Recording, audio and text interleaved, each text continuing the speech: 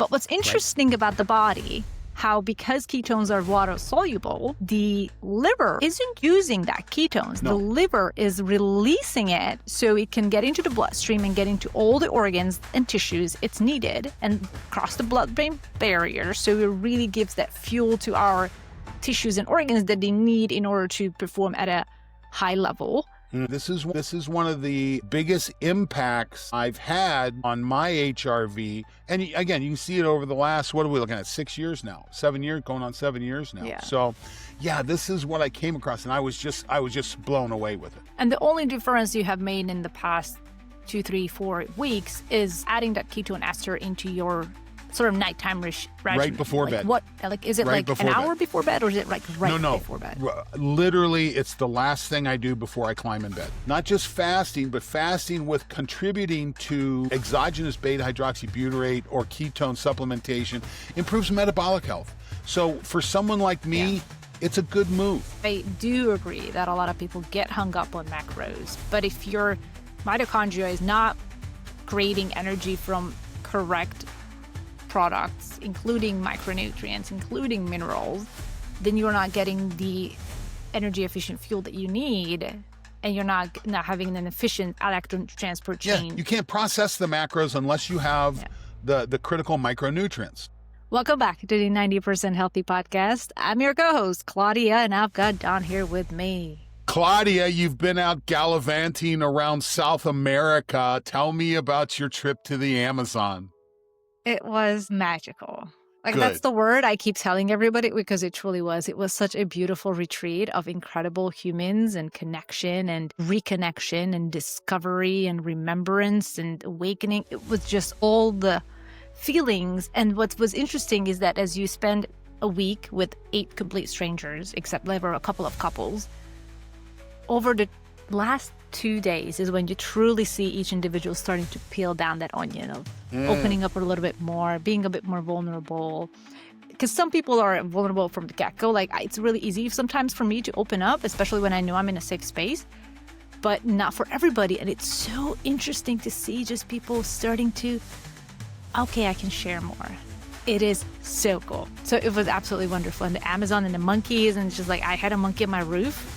Wow. Which I couldn't really see it, but I've seen the monkey outside that had made the same sound. I'm like, this is the thing that's on my roof, and it will not shut up at night. Yeah. Well, So and for the audience, the best part, so Claudia goes on this trip, and we talk when you're back here about every day. There's a message or something about every day. Yes. Well, all of a sudden, I don't hear from Claudia for several days, but the first message I get back is, I did a sweat lodge. Now I know what you're talking about. Tell me about your experience there. The sweat lodge. So in other words, it's called Temescal, and it's this massive stone structure. Oh, it was stone. Okay. It was stone, or like bricks, and it was gigantic, and all of us would sit in like this circle inside. And what this really ceremonially happens, it's purification, it's detoxification. And in the middle is this little dirt hole where they bring in stones from the fireplace that they have been heating up for like 4 hours that day.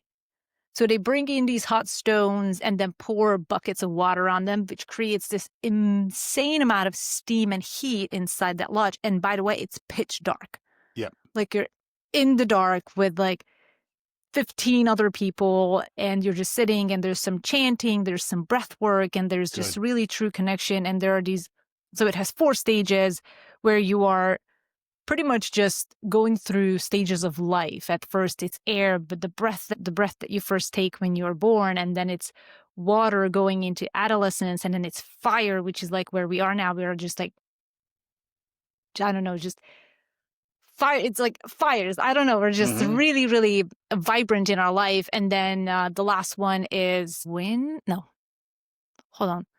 So it's air, water, fire, earth is when we go back into the earth, go full cycle. So there are 4 stages. I'm closer to going back into in the earth than you are. You're very fiery, and I'm on the line between fire and earth. We are in a different stage. That is true. But maybe nowadays, we need to we go can all from extend each stage. To go from 3/3 to fourths. Maybe we need to update our Yeah, model a little bit, but that's so cool. I think So it is when possible. I did the sweat lodge, we were in a dome, but it was covered with animal skins. It was Mm. hides, It yeah. is a So it was dome. It is a dome. it Yes. is a dome, same hole in the middle. They bring rocks in from outside that have been on the fire. They just, I mean, the person leading the service, for lack of a better term, is in control of Ceremony. the Yeah. yeah, the ceremony is in control of the bucket of water. And there were times when I swear to God, I felt the skin was coming off my back. It was so hot. Hottest sauna I've ever been in. Was Yeah. that your experience? So we did 3 days. I mean, we did a sweat lodge 3 times, and the first time was the hottest in my experience. I don't know what determines how hot it gets because it was the same Mhm. sort of progress and process. But the second and third time didn't feel as hot.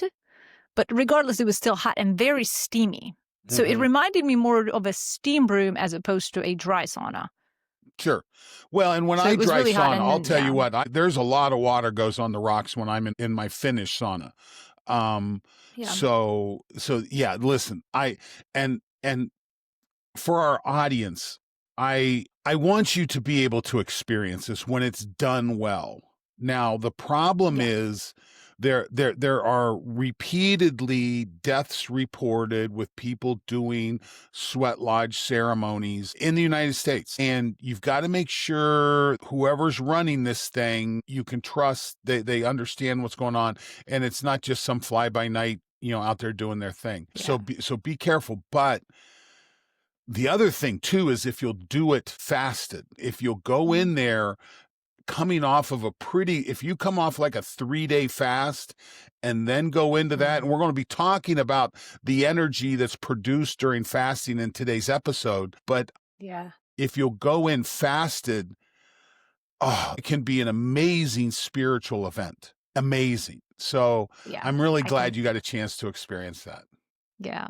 A lot of See, it, besides the fact of doing the healthy physiological stuff and nutritional stuff throughout the week, it was very spiritual of an experience. And it was very interesting. And of course, like you mentioned, safety, they were made sure that we hydrated beforehand, and then they gave us coconut water after to just replenish those electrolytes. So it was very, mhm, and then also they had this, in addition to that, inside the Temescal ceremony, we walk out and there was this little circle which you step into and they do the little but whatever. It's like a little bit of a very, again, ancient type of blow into tobacco and just additional purification. mhm.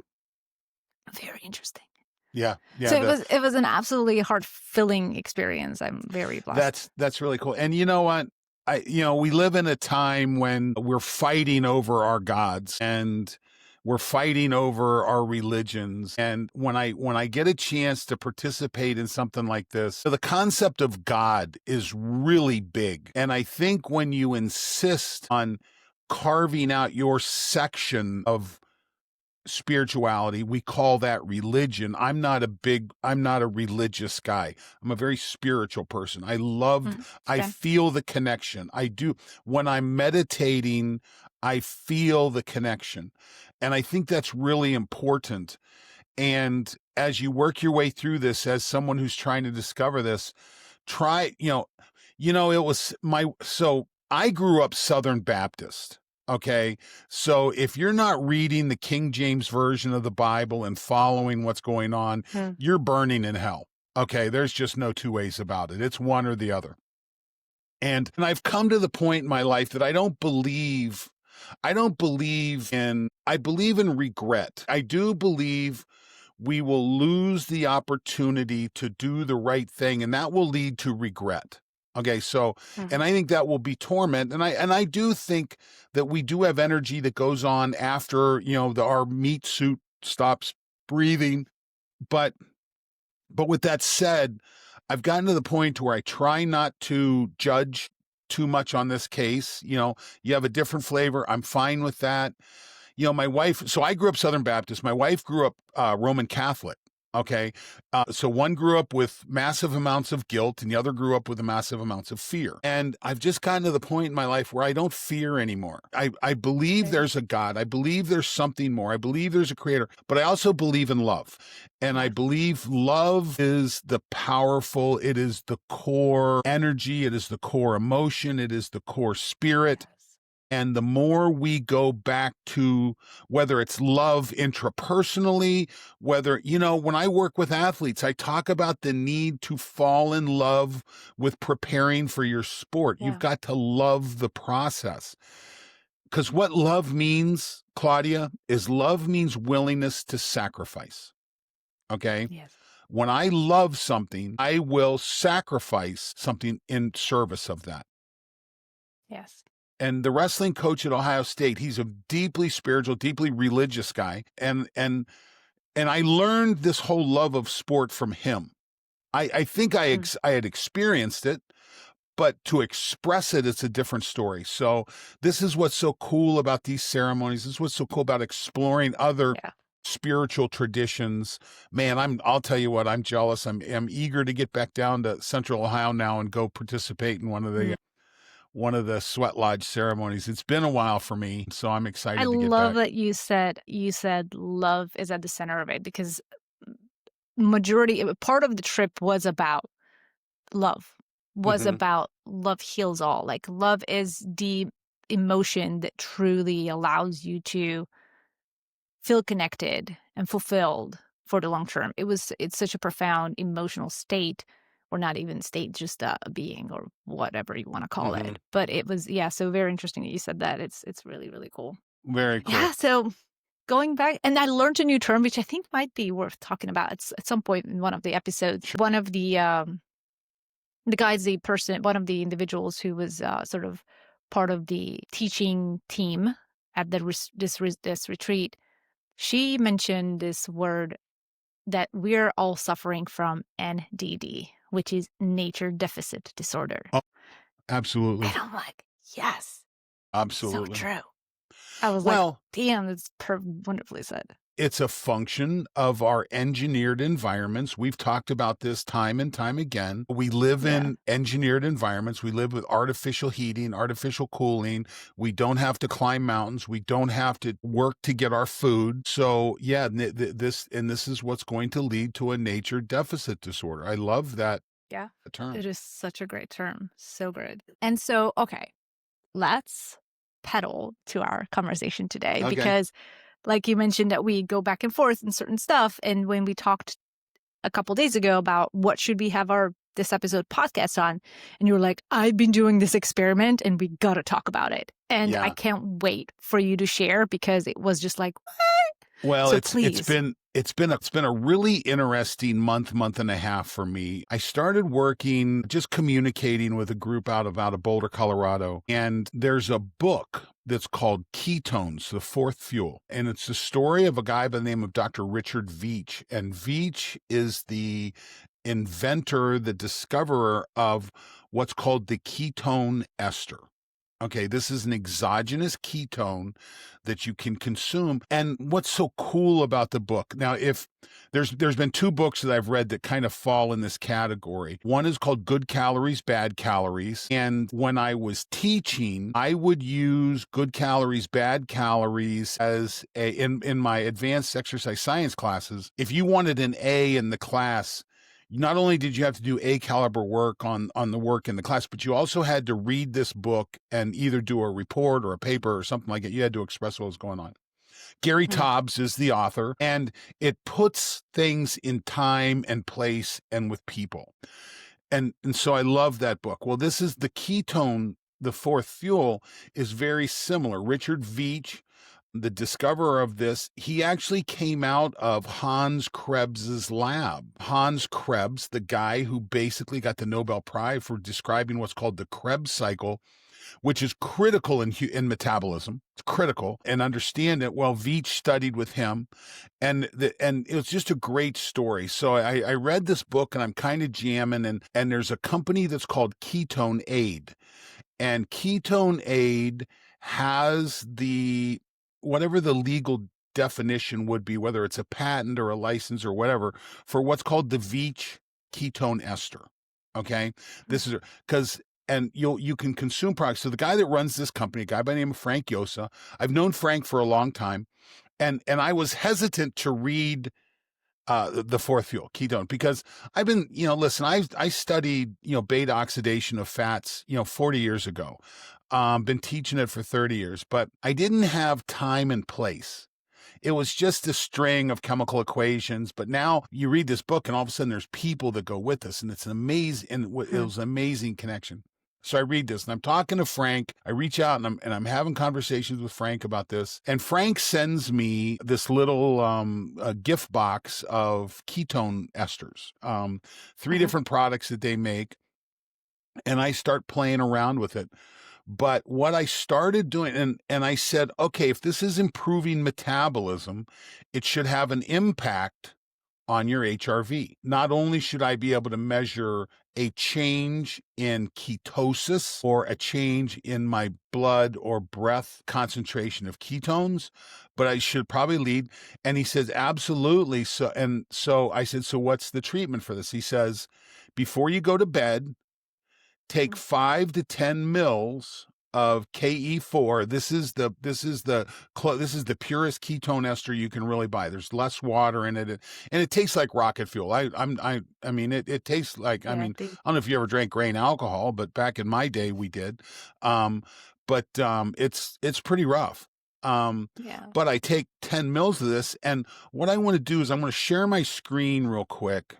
And I want this is what really got my attention. So what we're seeing here, Claudia, this is my page from my Oura Ring on the internet. So if you own an Oura Ring, you can go to this site. It's called cloud.ouraring.com. And you can see all your data there too. So if you don't like to look at it in the phone, you can go see it here. So what you see here is this is 100% of all my Oura Ring data. You can see back here, I started back in 2017, had some stuff in 2018. This is version 1, by the way. This is a version 1 Oura Ring. Had it for a long time. This break here in 2024, when my version 2, the battery went dead on it, and I just had not made the investments, but I went ahead and picked up another one here late 2024. But there's a couple of things I want you to look at in this. Now, I'd like to shorten this window up here a little bit. Let me see if I can. Anyway, I don't see how I can do this real quick, but sitting out here. So if we go back and look at this area here in 2025, you'll see down here in weeks 1, 2, 3, 4. So that's the first 4 weeks of January. We're now going into February here. And you've heard me talk on the podcast before about when I was this is when I was in Lake Tahoe. Okay. And I'm seeing these, and these are average measurements. These are looking at HRV averages. Now, let's put this in perspective. Let me grab this and run back to, we've talked about when I had my knee surgery and I got the MRSA infection. Okay, this is here. That's what happened here. You'll see my average nighttime HRV was down to 22 milliseconds. And I had some weeks there where my average is 17 milliseconds. It's pretty low. So this is when I was very ill. And I'm pretty stable for a long time. Finally, out here in 2023, I start to see some things emerge. You'll see my average has now moved up to 26. Let me move to the end of 2023. So this should be right about here. My average has moved up to 39 milliseconds. Again, I've got a break here, but when I get back on the horse, I've worked my way up to 34 milliseconds. In Lake Tahoe, I was average of 47 milliseconds. So I've roughly tripled my nighttime resting HRV between when I had that surgery back in 2021 and now. But look at this. So we come down I attribute this peak here to living at altitude. the improved cardiovascular fitness that comes from living at altitude. But I come back down here, we're back down at sea level roughly, where we spend the summer here in Indiana. But man, take a look at what happens right here. This is the last 3 weeks. Resting, nighttime resting is now up to 53 milliseconds. Roughly quadrupled my time from back when I was very ill, up to now. And if you look at this average here, the 53 that I'm at now versus when we were in Lake Tahoe, I'm actually 2 milliseconds higher. So I'm 4%. Right now, I'm sitting at 4% better. And let me shorten this window up a little bit. If we shorten this window up, yeah, it's still at 53. I'm roughly 4% better than I was when I was in Lake Tahoe with some of my, Yeah. again, you can look at this over the years. This is pretty significant here. Very Um, interesting. and my behaviors are roughly the same. I'm still red lighting, I'm still exercising, I'm still sauna, and I'm still, I've added vagal nerve stimulation. So one of the changes between here and here is vagal nerve stimulation, but I'm also doing vagal nerve stimulation here when I'm at 42 Hmm. milliseconds. Okay. Yeah. So this 53 out here, this average of 53 was a big bump. And so I'll tell you, this is one of the biggest impacts I've had on my HRV. Again, you can see it over the last, what are we looking at? 6 years now, 7 years, going on 7 years now. Yeah. So yeah, this is what I came across and I was just blown away with it. And the only difference you have made in the past 2, 3, 4 weeks is adding that ketone ester into your sort of nighttime Right regimen. before Like bed, what? Is it right like an before bed. hour before bed, or is it like right No, before bed? literally, it's the last thing I do before I climb in bed. Okay, cool. Because now, for someone like me, remember, I'm very insulin resistant. I'm one of those people. And we talked about it when we had Molly Eastman on the podcast. We were talking about those 3 o'clock wake ups, the cortisol bump. Yeah. Well, if you're putting an energy substrate in this, because that's what beta-hydroxybutyrate is, particularly the ester, it's an energy substrate Yeah. that's going to help prevent that drop in sugar that's going to cause the raise in Cortisol spike. cortisol. Yeah. And what's And interesting, Claudia, is that, you and I talk about it. This has been one of the more stressful years of my life yes. because of employment and some different things going on. It's not been an easy year.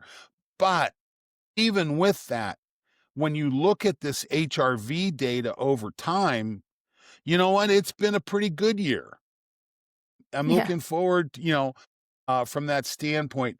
And I'm playing all the games. I'm doing all the stuff. I'm doing heart math meditation.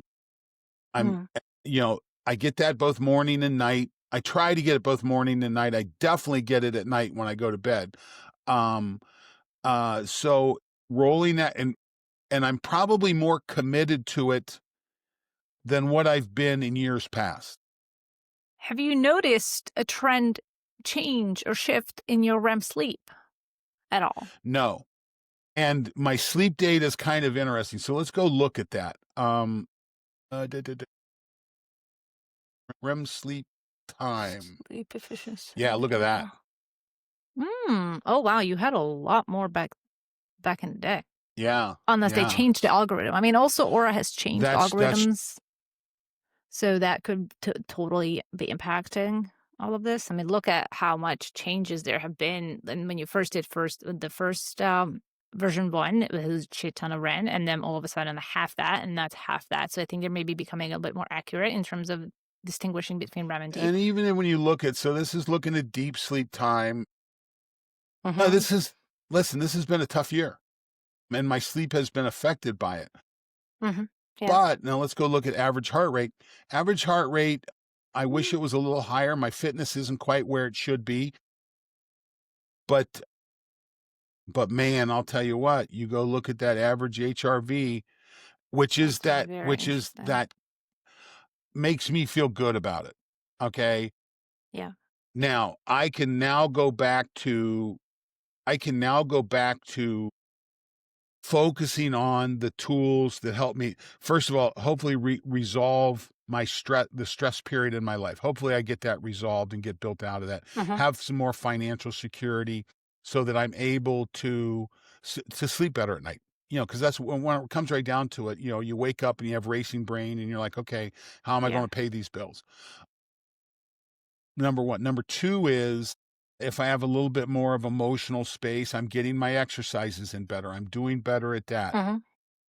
Because frankly, I'm not great at it right now compared. And again, this is one of the beauties of this Aura platform. If we go look at activity score, I've had great activity scores. Look at my activity score before I had surgery. Isn't that funny? So I'm riding my bike, I'm hiking, I'm doing stuff. I have surgery. So a few months out, I worked my way back, but been on the road. Look at my activity score when we're in Tahoe. Yeah. So this is interesting, looking Interesting. at activity score versus being in Lake Tahoe versus now. Yeah. Definite difference there.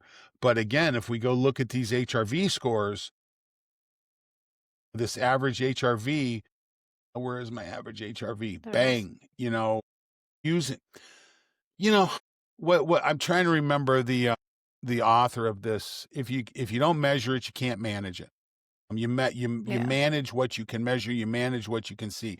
And this is clearly going on. I clearly had a break back here in 23 where I really started healing. Uh-huh. Or I guess I'm healing here. All of a sudden you start to see this start to climb Yeah, here. it's definitely, yeah, there's definitely uphill And trend. you know, I've worked with athletes my whole life, and ACLs and athletes, they talk about, well, how long does it take you to get back?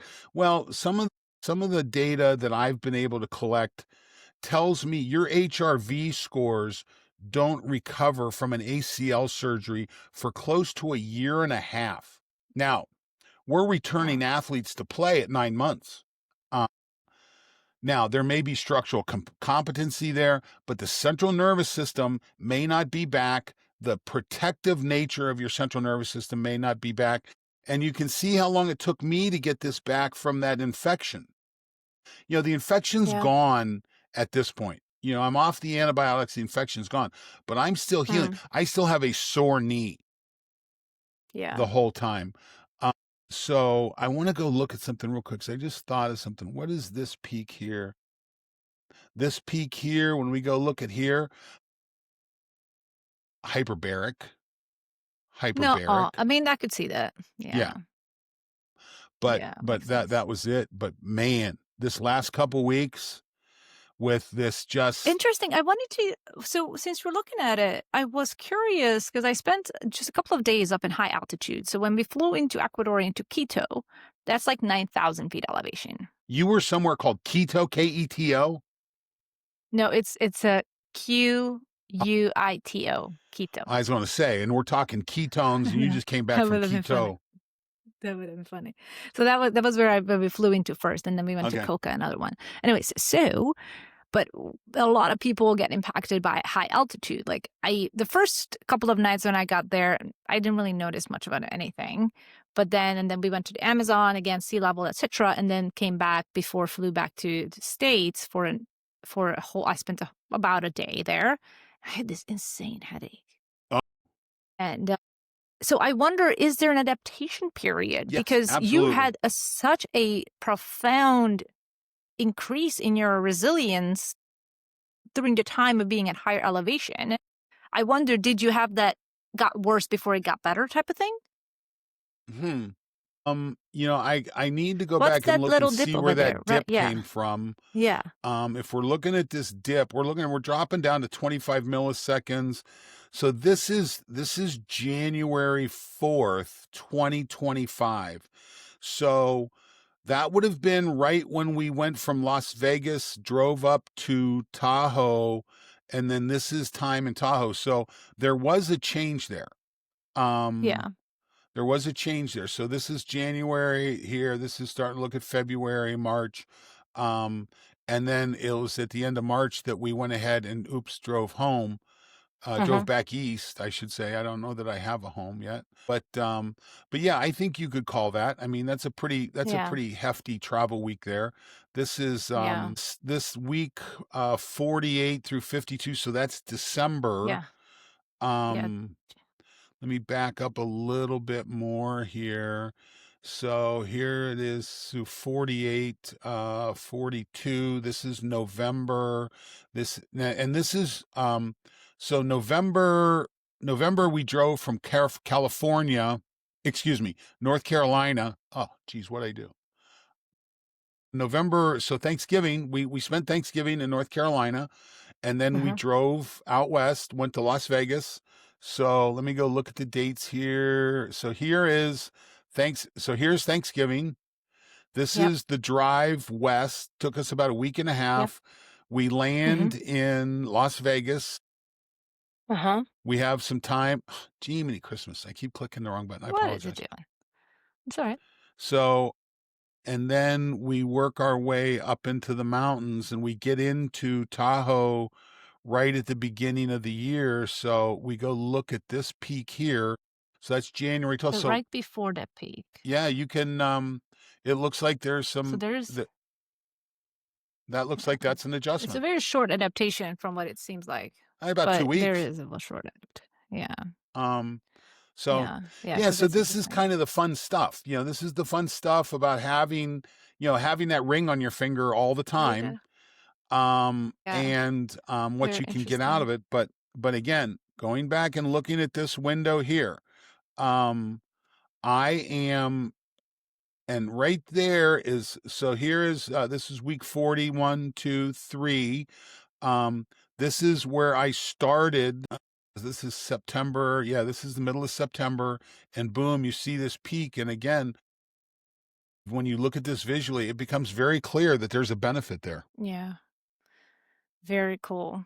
Thank you for sharing. And I know we went down into a bit of a data rabbit hole, but I think it could be very beneficial for those people who are interested in either wearing any type of wearable or are already wearing it and trying to understand. I mean, for example, I had no idea I can look at my Aura data on the dashboard, Right. first of all. Like, that is really cool. And because it really allows you to look at trends, because the app for looking at trends is a little wonky, Can't in do it. my opinion. I think, it can be a Yeah, little bit can't better. do So it. this is really cool. I'm definitely going to take a look at it. And that's And free. so That let's dive comes in. with Aura. That comes with Aura. Yeah. Now, I've shown you data before from the Heads Yeah. Up Health platform, which is pretty cool because Heads Up Health lets you integrate wearables. So whether I have a continuous glucose monitor or I'm doing VO2 measurements or things like Mhm. that lets you integrate it in. And so we've looked at it there, but this is available to everyone. If you have a membership at Aura, this is part of the membership. We'll put the link in the show notes. So it's cloud@aura.com. Cloud. Okay, that's great. Yep. Okay, thank you. Learned something new. Okay, so There you why go. are we talking about this? Because we're going to talk about ketones. And a lot of people may have already heard about ketones. There's this thing as ketogenic diet. Your body Mhm. can burn ketones for fuel instead of glucose. So we want to go down a little bit into that scientific piece. But I wanted to mention a study that I came across recently. Well, very recently, this morning, when I was doing a little research on ketones and sleep. And it was interesting to see how they did a study with 90 healthy adults and looked at how their temporary fatigue or poor sleep quality could be impacted by supplementing with exogenous ketone esters. Mhm. And it was a randomized, placebo-controlled, double-blind study, so it was very legit. I mean, 90 people is not massive, but it's still a solid sample Oh, that's size. a And they nice had, study. I mean, 90 people is a yeah, nice study. yeah. So they had people in 3 groups, 30, 30, 30. One who had a 1.5 milligram ketone dose, one who had 2.9 milligram, and one who had a placebo, and just kind of seeing the difference in terms of their subjective experience of sleep. So there was unfortunately not an objective measure, but only a subjective measure of self-reported scaling, which is not perfect, but it's good. It is what it is. Yeah. And it was interesting to see that people who supplemented with ketone esters, so had an exogenous beta-hydroxybutyrate supplement, they reported sleeping better, dreaming more, so having more REM. That's why I asked about your REM, if it changed at all, because they reported having more REM, and they contributed that to this particular inhibitory activity that ketones do with glutamate. So there's this transporter of glutamate that gets inhibited. And without glutamate, you have this, with the suppression of glutamate release, ketone bodies pretty much contribute to enhanced depth of sleep. So basically, they're not waking up more rested, they're having a better quality sleep. And all of that is because ketones are circulating in their system. So it was very interesting. And I will link this in the show notes because I just like, this seems like a legit, well-constructed study. Obviously has some limitations, but something to think about. Sure. So let's go into what ketones are. So what a ketone is, it is the byproduct of fat metabolism. So you consume calories. If you have insulin present, insulin tells your body to store. So anything that's coming in, whether it's a fat or a protein or a carbohydrate, the body's, and the way we store energy is in adipose tissue, lipids, fat. Now, when you've limited calorie intake, you lower your insulin production. That tells the body, hey, there's something going on here. Let's go ahead and liberate some of this energy that we have, this adipose fat. And when it does that, it's that process that leads to the production of ketone bodies. And these are the things that we measure a couple different ways. Now, we've talked about ketones once before on a podcast, and I actually made a mistake because that first ketone body that is liberated is called acetoacetate. Acetoacetate, if you're measuring ketones and you're using a urine dipstick, you're measuring acetoacetate. Now, acetoacetate will then break down to beta-hydroxybutyrate and acetone. So if you're measuring ketones using a breath analyzer, you're measuring acetone. And there's some interesting data out there that says, that the relationship between acetone and beta-hydroxybutyrate is roughly 1 to 10. So you can estimate beta-hydroxybutyrate pretty well. And this is one of my preferred methods of measuring because the third way to measure ketone bodies is you can measure beta-hydroxybutyrate direct using a finger stick, a blood measurement. And there are devices, the one that I think we all know about is called Keto Mojo. That's a device that not only measures beta-hydroxybutyrate, but it also measures glucose too, which makes it a pretty cool, that relationship, that glucose beta-hydroxybutyrate, when you look at metabolic disease or metabolic fragility, I score really low when I do a Keto Mojo score because of my insulin resistance. I've got a feeling you'd score pretty high. You have a much richer metabolism than I do. But like I said, as soon as the zombie apocalypse happens and there's a scarcity of food, people like me are going to do really well. You little skinny asses, you're going to be in trouble because you don't store as much food as effectively as we do. But that's what you do. You measure beta-hydroxybutyrate using a finger stick blood, and beta-hydroxybutyrate is what we're looking for. That is the molecule, that is the ketone body that not only is there for energy, but it's also a signaling molecule. It crosses the blood-brain barrier. And if you think about this evolutionarily, if you don't have food in your body's got, you've got some ghrelin production, your body's saying, hey, you need to get up and get going. You need to get some food in. It wants you to be sharp too. Okay. So all of a sudden you've got good energy to the brain and it crosses the blood-brain and it's excellent energy in the brain. So it's an evolutionarily preserved survival mechanism. We hear all the time that the brain runs on sugar. I think that's going to be restructured or repackaged at some point. The brain does like glucose. I don't want to minimize that at all. When we look at an alternative fuel, when we look at beta-hydroxybutyrate as an energy in the brain, well, it may be a superior brain energy. It provides energy stability. It's cleaner. That's a great term. It's cleaner. Much and we'll talk less about oxidative cleanliness stress as we go. Yes. Yeah, I Yes. just wanted to add in terms of clean, like why is it cleaner? So a lot of time when you're breaking down sugar to create fuel for the body through glycolysis, there's a lot of oxidative stress byproducts, a lot of reactive oxygen species as a byproduct of that, which are initially like aging your cells and making not your just at the mitochondria less glycolysis efficient. level. Once that molecule drops once that glucose breaks in half, it becomes what's called pyruvic acid, pyruvate. Pyruvate gets oxidized down another level to lactate, and lactate then goes into Krebs cycle through a molecule that's called acetyl-CoA. But when we look at energy that comes from beta-hydroxybutyrate versus from glycolysis at the Q level, at the interaction between complex 1 and complex 2, this beta-hydroxybutyrate energy is much cleaner. Okay.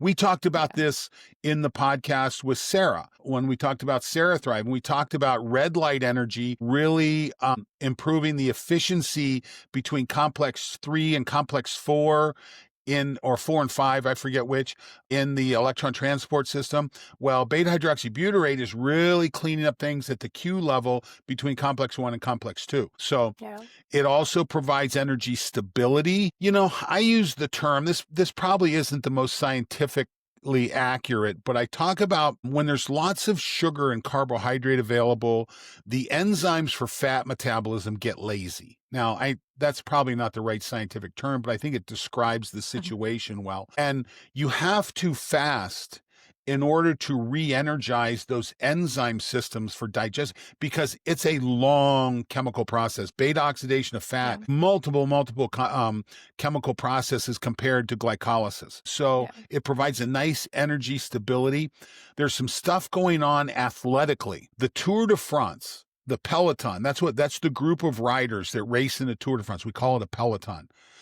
Well, beta-hydroxybutyrate has become a major fuel source for that group. It started with early research with the English. In fact, one of the other researchers that helped develop the ketone ester came out of Oxford University. They actually call it the Oxford ketone. Well, that started getting supplemented with the British cycling team back in the 2012 Olympics, and they had a great Olympic debut. Well, now the peloton, the peloton in the Tour de France, they are racing stage times, if not similar to, better than what was being done back when we had all the doping going on. Okay.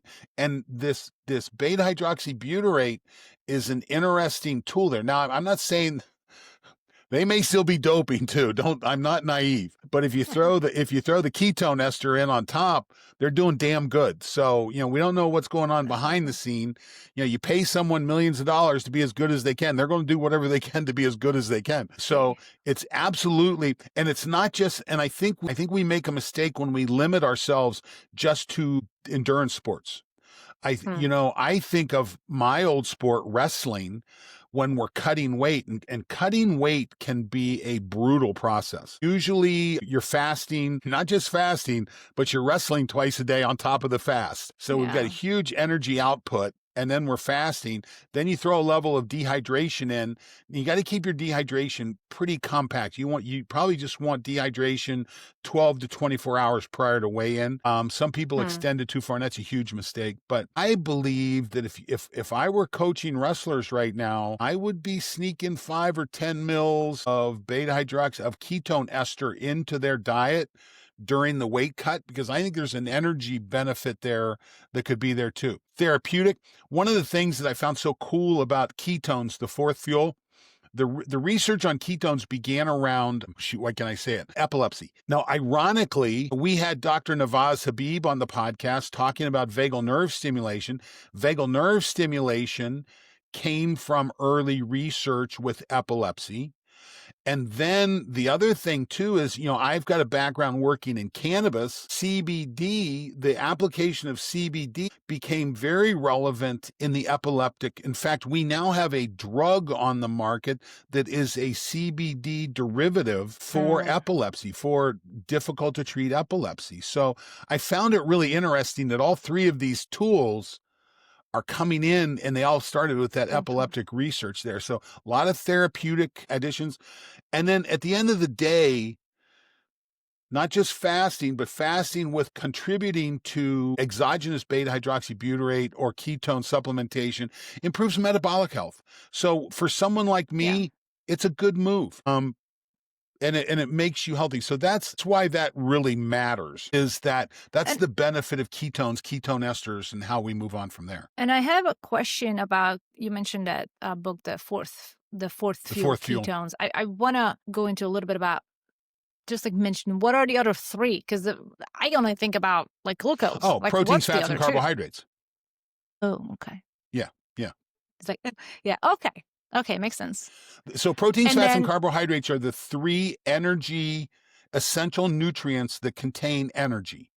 Your mhm, other three essential nutrients, water, vitamins, and minerals, typically do not contain energy, but they're critical in energy metabolism. And I think too many times we get hung up on macros, macro we this, do. macro that. And I think energy metabolism is so, I think the variability is dramatic. And then you throw in trauma, you throw in other things, you throw the role of cortisol in, you throw all these other things in, and it affects it. So it is not a universal truth. Just because someone's on Instagram or TikTok and they look good to a camera and they say, well, here's my macro combination, you should do it too. Yeah, you probably want to be careful with that. Thank you so much for saying that, because I do agree that a lot of people get hung up on macros. But if your mitochondria is not creating energy from correct products, including micronutrients, including minerals, then you're not getting the energy efficient fuel that you need, and you're not having an efficient electron transport Yeah, chain. you can't process the macros unless you have Yeah, the critical micronutrients, yeah, the B vitamins, the D vitamins, the fat soluble vitamins, and the minerals. I mean, there's just so many levels, so you have to pay attention to that. The micronutrients, and you know what, Claudia, I mean, you and I met when I was working for a company called Longevity Labs, and we had a product called Spermidine Life. Spermidine's this little polyamine. I believe it'll achieve vitamin status at some point in time. It's critical. It's an essential mm, nutrient. It's got to come from the body, from the outside. While there's some produced in the gut, but you still have to bring it in. You still have to bring it in directly. We're we're yeah, we're figuring this out as we go. We've just learned, while we've known about nicotinamide or nicotinic acid, vitamin B. The work that Charles Tipton did at University of Iowa boils this down. And wait a minute, there's this thing called nicotinamide riboside, and then you have NMN, which is yeah. with a Which mononuclear. now, Say it by again. the way, Yeah. speaking of NMN, sorry, I needed to interrupt because it's just so new. You know how there was this massive controversy around NMN, FDA not allowing to be sold as supplement because somebody's wanted to patent or whatever, do Right. anything. Right. A drug company Now, wanted to patent it. yes, the FDA came out that NMN can be sold Oh, good. as a supplement. So I think a lot of people and companies who are selling NMN now are just like, Yeah. my Well, primary source of yeah. revenue is not taken Our away. point is this: we're still learning. We don't have all the answers yet, Mm, and yeah. it's this. Listen, it's this sense of self-experimentation that we started this process with. If you follow the podcast at all, you know that I am a huge HRV person. I think it is Hmm. the king KPI, key performance indicator. Using it, I do a little N of one study on myself, taking in exogenous ketones, beta-hydroxybutyrate, the ester, and we'll talk later on in the show the different forms of ketones and why supplementing you've got to be strategic, and you've got to be smart. Not all Yeah. ketone supplements are created the same, and not all ketone supplements that say they're beta hydroxybutyrate are actually the Veach ketone ester. So that's really important to pay attention to. Yeah. And something to boil it down to, just so our audience gets an idea of where ketones come from. So when your body is not getting glucose and starts creating and starts tapping into the fat metabolism Insulin path, drops, we start to pull energy out of yes, our lipids. Yep. and it's created in the liver. But what's Right. interesting about the body, how because ketones are water soluble, the liver isn't using that ketones. The No. liver is releasing it so it can get into the bloodstream and get into all the organs and tissues it's needed and cross the blood-brain barrier. So it really gives that fuel to our tissues and organs that they need in order to perform at a high level. But Mm-hmm. I also want you to talk about the cycling nature of ketosis. I think, and in my belief, I don't think it's healthy to be in ketosis all the time. I think it's good to jump in and out of ketosis and allow that metabolic flexibility to be pulling from glucose and then sometimes from ketones to really give the body that chance to adapt constantly. So that's just my opinion. I don't think constant ketosis is healthy. Because I've fat oxidation also has some byproduct that's not great, no? no, internal It's fat really is clean. always good. Okay. You're always healthier from that. And the point that I want to go back to is that I've been measuring my ketone levels using a breath meter, and I've done some ketosis studies on myself in the past where I'm going for really high level ketones, 6, 7, 8, 9, 10 on the meter. I have not been above 3 during this in Hmm. all of my measurements. Now, I also don't think I want to go too high because I believe when your ketosis level is too high, I believe you are going to get a cortisol response. I think you're going to get a stress Mm. response. The body's going to say, "Hey, you're Yes. starving. Get off your ass. Go get something." Yes, I agree. Whereas when I'm sitting down in this subtle 1.5 to 3, 2.3 to 3, I'm getting a nice ketone response. I'm intermittent fasting for the most part on this, but I'm not. And then I'm using exogenous ketones. And just because you're measuring ketosis doesn't mean you're in ketosis. If you're Hmm. taking in exogenous ketones, you could be measuring the ketones that you've brought in orally. But I try to get both of them there. So, and again, Claudia, it's incredibly personal. Everyone's again, I use you and I as an example that you are the dancer, you're incredibly lean, that's your background. I'm a big thick guy that picks up heavy shit. I have not had a lean day in my life. I was right. Well, maybe back when I was cutting 40 pounds, when I was trying to make weight wrestling early on and hurting myself, getting injured all the time. Or when my wife and I met, I was riding my bike about 300 miles a week, and that's about as lean as I've been. But damn it, it took 300 miles a week. Again, I'm waiting for the zombie apocalypse. I get an advantage at that point. But I But had, to that point, I did have a period when I was insulin resistant, or mm, had not fully on, but heading that way when I full on had PCOS, polycystic ovarian syndrome. sure, sure, Then I had the issue of constantly having an elevated insulin and not being able to get to a point of leanness that I enjoy being at. And it was interesting because I was under the impression of, if you train, you have to eat 3 times a day. I mean, sorry, 5 times a day. You got to have right. a meal every 3 hours. And for me, it was just not effective because of the constant insulin response. So I kept gaining weight, and not being able to lean down per se. So that's when I started to like intermittent fast and play around with ketosis and play around with giving my body a break from food. And that Hmm. shifted everything. I'm still like, according to when I did the PNOE VO2 max and RMR test, metabolic flexibility and fat metabolism is still really weak for me. That's a very Well, much of an area of improvement for me. yeah, and the question is who's it going to be great for? You know, is Yeah. it that phenotype that does ultra marathons? Are they Hmm. the only ones that are? Where does good come into play? That's what's so Right. important. Um, there's two things I'm really looking forward to in the future. I believe we're on the verge. In fact, I've seen prototypes of early continuous blood ketone measurement devices that you snap on like you do a continuous glucose measure. Frankly, I believe ketone measurements will be better for measuring metabolism changes as I think blood glucose, you're so late in the cycle, it's not a great measurement. It's an easy measurement, but it's not a great measurement. Mhm. So continuous ketone, and I also think we'll get to a point where we have continuous insulin measurements. So as that develops, something to look forward to. I'll tell you, we live in Very an much so. interesting time. A lot of this stuff is coming quick. Very quick, and I hope you're right because those I'm very interested in seeing. So let's Okay. spend a little bit of time. God, we're already 56 minutes into this podcast. I know we kind of went down on a few tangents, but it's all good. That's okay. So let's go ahead and start to close out talking about exogenous consumptions of ketones and where Yes. and how you can get them. So let's spend some time there. And typically what we see three big areas. Now, I want to be very clear. The work that I've done, the reading that I've done, the place that I've been, I believe the single best way to consume ketones exogenously are with what's called the Veach ketone ester. That is How do you an spell ester. that?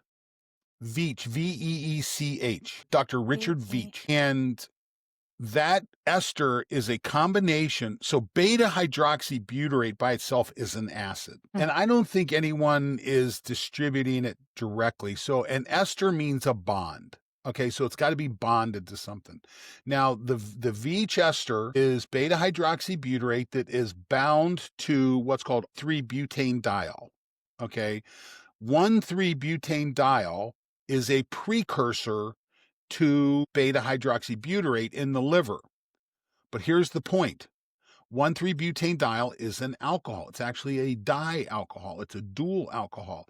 And you'll see on the market, if you start looking for ketone drinks, you'll see what's called hard ketones. Mm. These are ketones that are made up of 1,3-butane-diol, and they're designed to give you a buzz. Now, you don't get a buzz like you do with alcohol. And in the discussions I've had with Frank from Ketone Aid, he thinks it's an excellent tool to help people wean themselves off of alcohol. Someone who has that desire for the alcohol, or they might actually be an alcoholic. I don't know.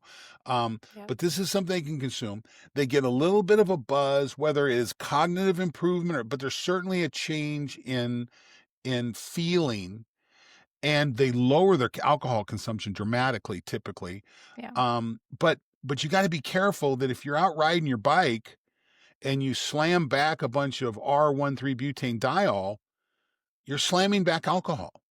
Yeah. Whereas when you're taking the ketone ester, the Veech ketone ester, you're consuming a beta hydroxybutyrate that is bound to the R3, and you're basically getting double the shot of when you look at blood ketone levels, they're twice as good with this than they are with 1,3-butane-diol, or what we're going to talk about next is ketone salts. Before we hop onto ketone salts, there's one drink that I've come across with that actually does have pure beta hydroxybutyrate acid in it, Oh, okay. in addition to 3-butane. But it's not bound.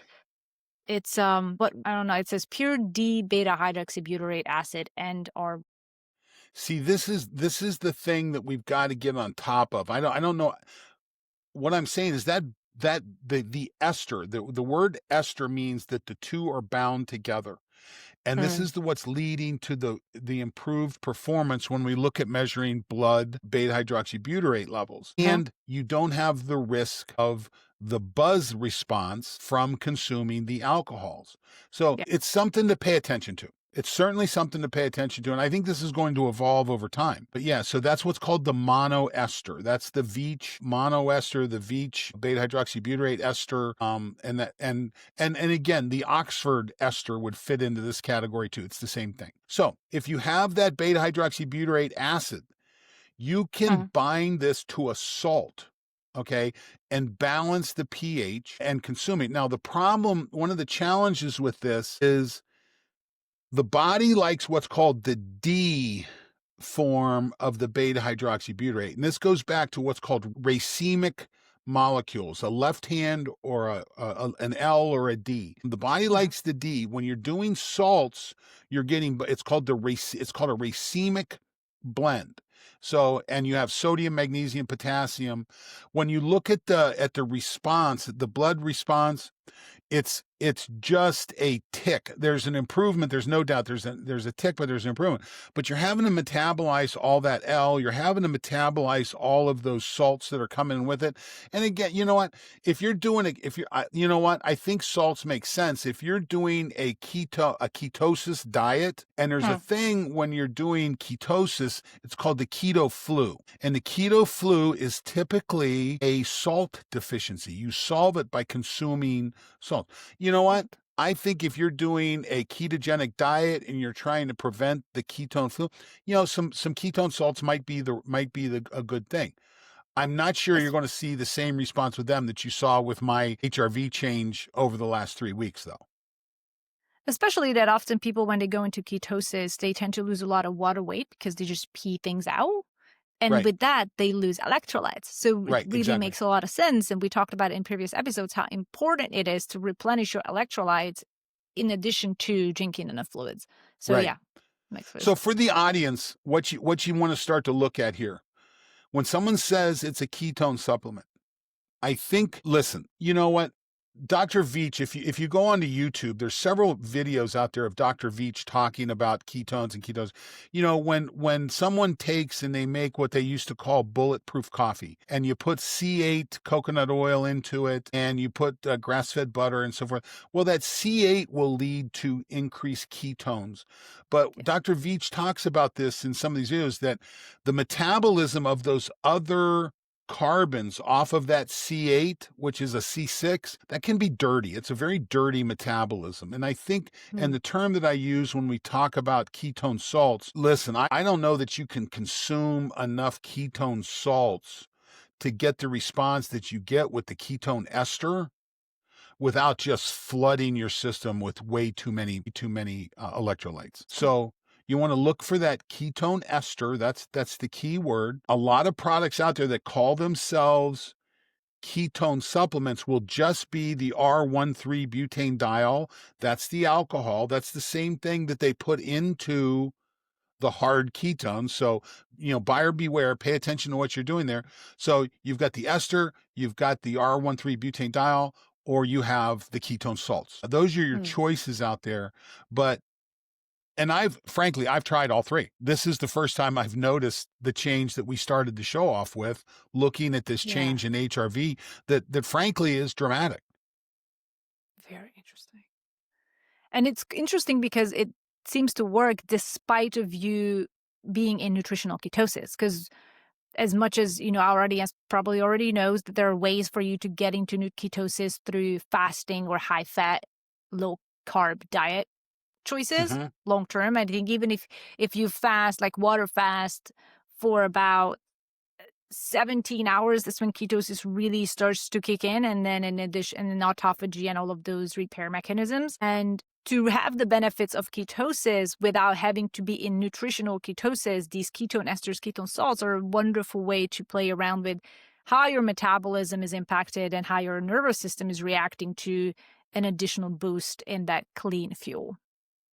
Yeah, listen, I think it's pretty clear the benefits and the values of ketone esters. I think these are very Yeah. clear. There's been a lot of good research that this was one of the cool things in the book Ketones, the Fourth Fuel, is Veach had lost his grant at NIH that he developed this product on. Well, all of a sudden he picks up a grant from DARPA, the Mhm.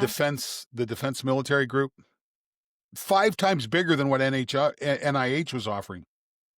And what's interesting is that this whole ketone supplementation had become passe in the nutrition space. So NIH wasn't interested in it anymore. But DARPA was looking for energy sources for their elite warriors. If you got someone in the field, what can they carry with them that they can? And that's where that's where he really blew up his research, which was so cool. Because I think about this a lot in my world, shifting between general nutrition and Joe Bag of Donuts out there just trying to get through life, and the athletes that I work with. I think when you Yeah. shift into this athletic community, I believe ketone esters are something to really pay attention to. Could be very a distinguishing tool for that young athlete. Listen, having better fuel in the tank is never a bad thing. And again, athletes are kind of unique because we're always pushing the edge. We're pushing the edge of what can be done.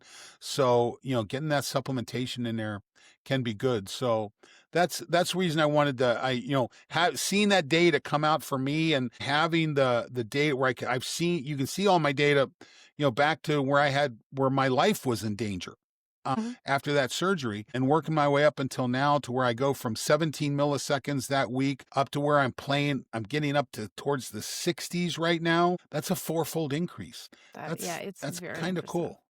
I'm definitely moving away from zero, which is our goal. You're dead at That is zero. the goal. I'm definitely moving away from zero. My wrestlers, we needed 70 to 75 milliseconds to achieve All American status. I'm flirting with the low end of that. And someone who's, on his 64th lap around the sun makes me feel pretty good. I really gotta try it because that's one of the things I struggle with. And I know you're not supposed to compare HRV to the next person, but still, the higher the better. Yeah. And my HRV tends to be in these low 50s. And then it's I'm just going to be interested to have you fire up your cloud account and go look at your data on the account because yeah. I can't wait to have, It's not that long. So I've only had the Aura for a year.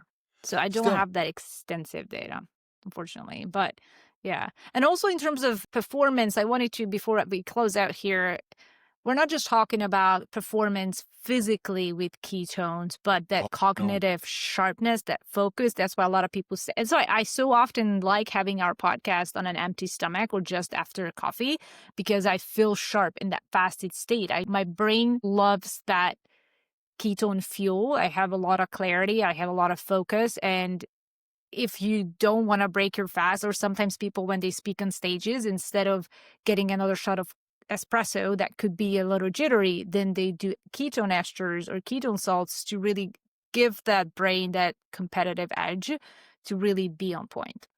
So I think both And physical I'll and warn mental. you. So this is what a bottle of KE4 looks like. This is a 60 milliliter Oh, bottle. yeah, yeah. I think those. This is what it looks Yeah. like. So I sent some to a friend of mine that's an athlete, and he shotguns the whole bottle. Oh, yeah. And he's like, I was on fire for like 6 hours. I'm like, I'm sure you were. It's a good feeling. You don't. Well, you don't need to shotgun the whole bottle to get started. I mean, you can work your way up. Like I said, I'm getting some really interesting data with just 5 to 10 mils right before I go to bed. How many milligrams do you think that is in terms of ketones? It'd be 5 to 10 milligrams. Oh, so the Yeah. Yeah. yeah. I think it's a milligram per milliliter, but I need to go back and double check that. I'll double check that for sure. Okay. Very cool. So, That was okay. great. Thank you. Well, Well, for all of our listeners out there, be sure to ask some questions and subscribe and let us know if there's anything that you wanted to know more about or if there's something that wasn't clear. And also, if you're playing around with ketosis, let us know because we're curious to hear other people's perception and opinion and experience. and I would ask that if you're on Instagram, please go over and search for Train, Recover, Win. That's one word. I'm spinning up that's for my business. Don Moxley Yes. still there, and they're mirroring each other right now. But I want to shift everything over to Train, Recover, Win. If you're looking for information on this, I've written a paper on neurophysical rehabilitation, cognitive rehabilitation that you can go to my website, trainrecoverwin.com, go to products. Didn't I just receive a request from you, Claudia, for that paper? Yes, of course. I want us to see what you're up Thank to. you. I think that popped up. I go, I don't know if I've seen it. There's Yeah. also information there. I have a program called The Complete Athlete, developing a self-aware athlete, a self-aware team. There's information. Claudia, I've written an app that runs. We'll have to talk. We'll talk about that in a podcast coming up because this is really important to me. I said to my daughter, I said, well, because she coaches Division I women's lacrosse, and I go, how valuable would it be to have an athlete that is self-aware of the comprehensive development that needs to go into being her sport? And she sighed like I would give $1 million for it. So that's what the Complete Athlete is about. We have a book. We have a really cool audio file that we've started playing with, a new technology that creates this audio file so you can listen to it when you travel. Or we have an app. And if you want to do your entire team, we can do an entire team. We'll see the data on that. So as a coach, you can make the decision, where do I want to emphasize my development? Is it in strength? Everyone defaults to strength and conditioning because, quite frankly, it's easy.